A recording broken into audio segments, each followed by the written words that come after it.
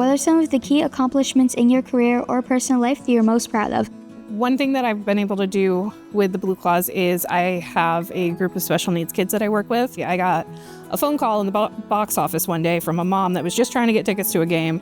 And as I was fumbling my way through the system, I was making small talk with her, and she told me about this group of amazing kids that she worked with and how one of the kids dreamed about being a broadcaster.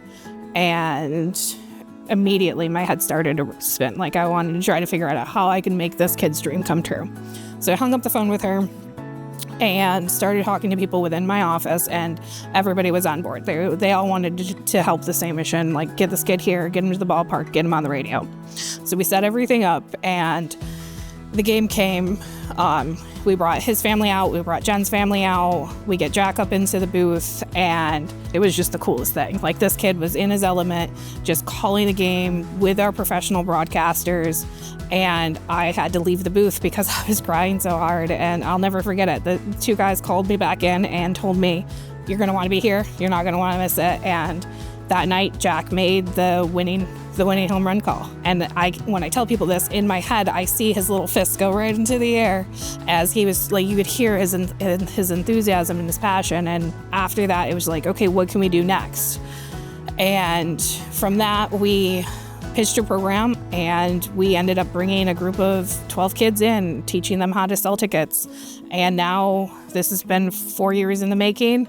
That each day game that we have, this group of kids comes out and they job shadow with us, and they work in different departments, and they'll work with our promotions team, our marketing team. They'll work with me in the store. They'll work with Bob and go do suite runs and check in on our suite guests. It's probably the best thing that I get to do. What advice would you give to young girls who look up to you as a role model?